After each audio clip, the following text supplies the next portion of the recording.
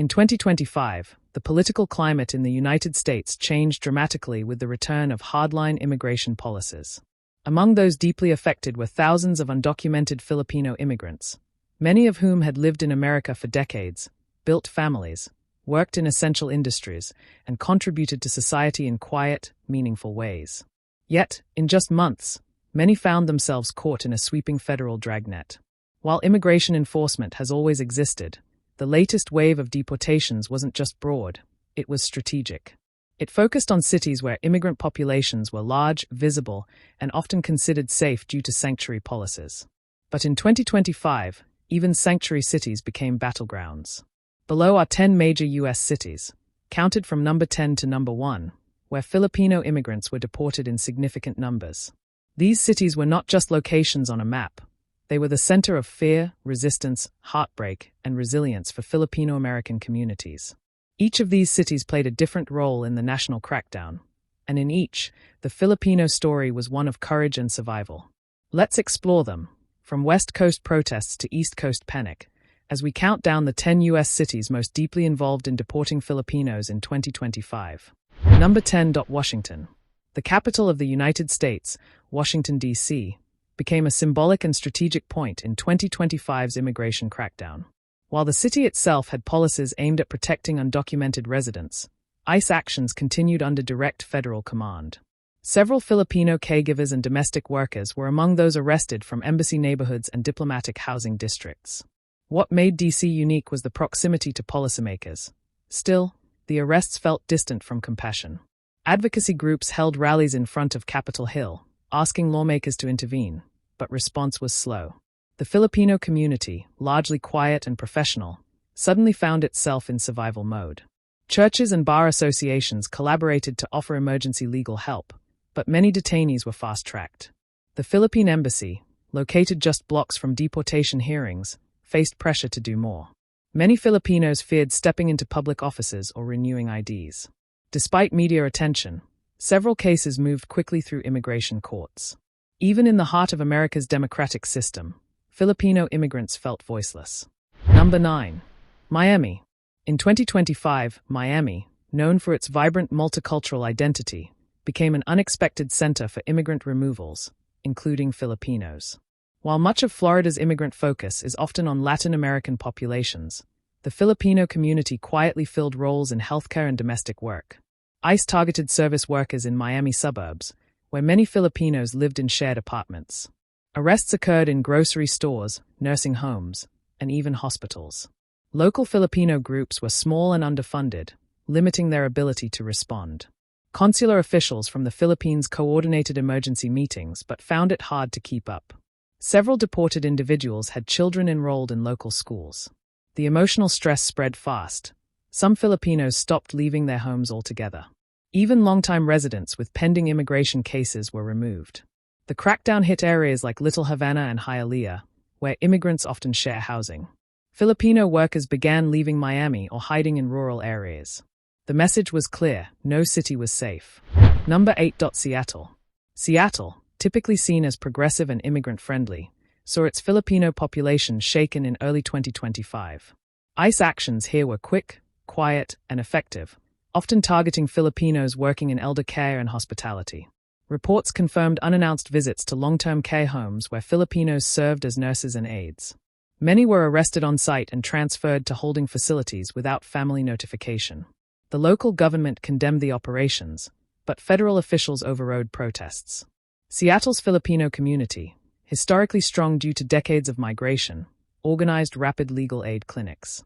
Still, panic spread fast. Social media groups lit up with warnings and real-time ICE sightings. Public transportation stops and church parking lots were no longer safe spaces.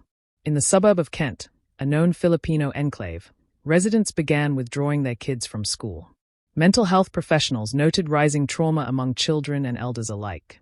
Even with strong community bonds, Seattle's Filipinos were deeply affected by fear and silence. Number 7. Atlanta. Atlanta experienced a sharp rise in immigration enforcement in January 2025, surprising many who considered it a less likely target. Among those arrested were Filipino caregivers, restaurant workers, and construction helpers. The Filipino community in Atlanta is smaller than in other cities, which made it harder to organize support quickly. ICE conducted joint operations in apartment complexes where undocumented immigrants from various backgrounds lived, including Filipinos. Many had been in the U.S. for over 15 years but lacked proper documentation. Filipino churches scrambled to provide shelter, but deportations happened faster than legal processes could intervene. Family separations were widely reported. The consulate in Chicago attempted remote assistance, but distance limited their effectiveness. Local media covered only a few cases, leaving many feeling invisible. Filipinos in Atlanta began avoiding public areas, even staying home from church and school events. Though community groups have since mobilized, the trauma remains raw. Number 6. Philadelphia. In Philadelphia, the Filipino community is tight-knit, centered around small businesses, care work, and church networks. ICE raids in January 2025 disrupted this stability, especially in South Philly and Northeast areas. Filipinos were arrested at bakeries, home care visits, and apartment buildings. What made Philly unique was the local resistance. Filipino pastors, nurses, and teachers quickly organized community forums. Protests erupted outside City Hall after a well-known Filipino mother of 3 was deported despite having no criminal record. The Archdiocese condemned the action, calling it a violation of human dignity.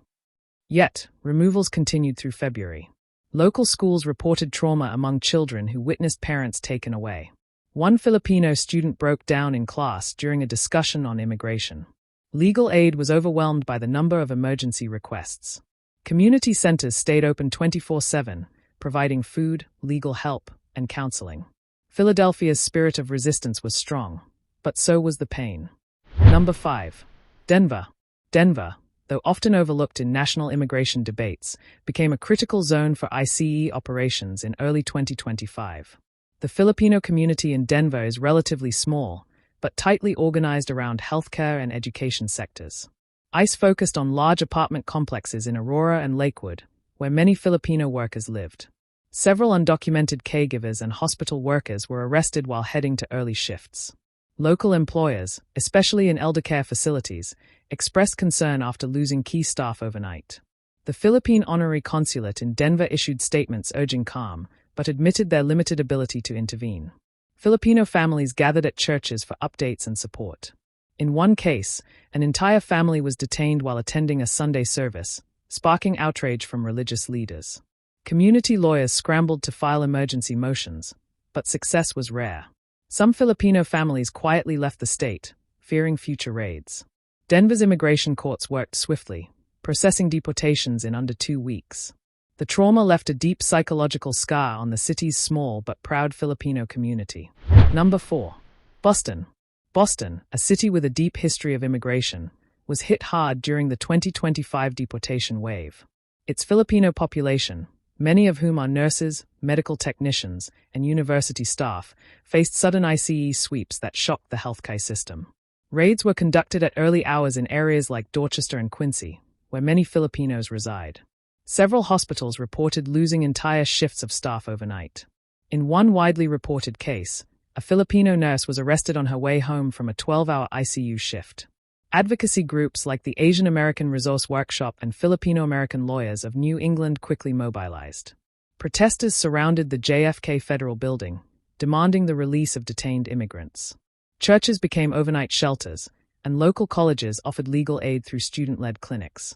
Despite Boston's status as a sanctuary city, ICE acted independently and aggressively. Emotional stories of deported parents, separated from American-born children, spread through local media. Filipino students at Harvard and MIT held solidarity vigils. Boston's Filipinos, long seen as quiet professionals, found themselves pushed into political activism. Number 3. Houston. Houston, Texas became one of the most aggressive cities in the U.S. for immigration enforcement during the 2025 crackdown, with Filipino immigrants significantly affected. As a major hub for the energy, healthcare, and shipping industries, Houston had many Filipinos working in hospitals, engineering firms, and shipping yards, often with mixed-status families. In early 2025, ICE conducted surprise raids in Houston's suburbs like Pasadena, Pearland, and Katy. Filipino nurses, caregivers, and oilfield workers were detained in front of their homes or job sites. Filipino children in schools were sent home with letters explaining a parent's sudden detention.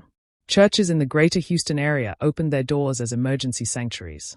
Despite efforts by local legal aid clinics, many deportations were fast-tracked through Houston's federal immigration courts. Families packed into the Philippine consulate in the city seeking answers and help. Emotional town hall meetings broke out in Filipino community centers, where people shared their fears and losses. Houston's size and diversity didn't protect its Filipino residents. Rather, it became an operational advantage for ICE due to weak local resistance.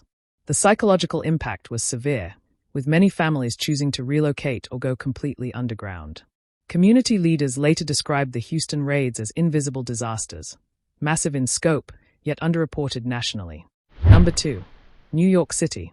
New York City, home to the second-largest Filipino population in the U.S., became a focal point of fear and resistance during the 2025 deportations. Neighborhoods like Woodside, Queens, known as Little Manila, saw frequent ICE patrols near train stations and clinics. Filipino immigrants were especially targeted in hospitals, cleaning services, and food industries. Many were longtime residents who paid taxes and raised American-born children. Social media exploded with alerts and ICE tracking maps.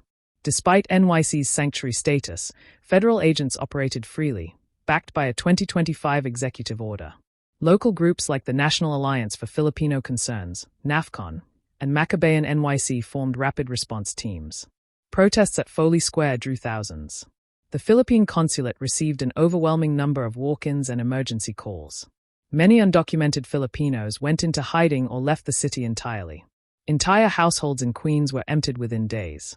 New York City fought back legally, but deportations left deep emotional and financial holes in the community. Number 1. Los Angeles. Los Angeles, California, the heart of the Filipino-American community, witnessed the largest number of Filipino deportations in 2025. With over 500,000 Filipinos in Southern California, the scale of ICE operations here was massive and devastating.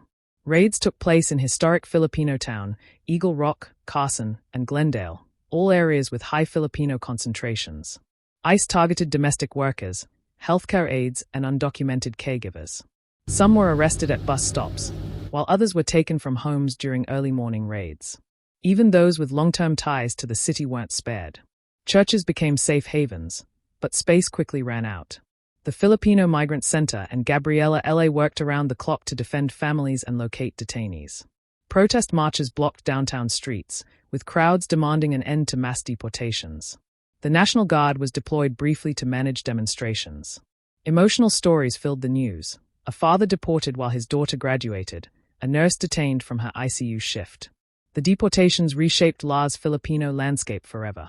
Los Angeles, once a symbol of Filipino-American opportunity, became ground zero for loss, resistance, and rising calls for justice. I hope you like this meaningful video. Stay blessed. Goodbye.